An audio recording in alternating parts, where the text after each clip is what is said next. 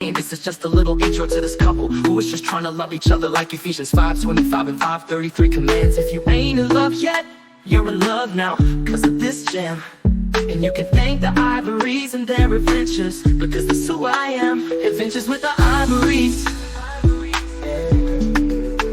Adventures with the Ivories.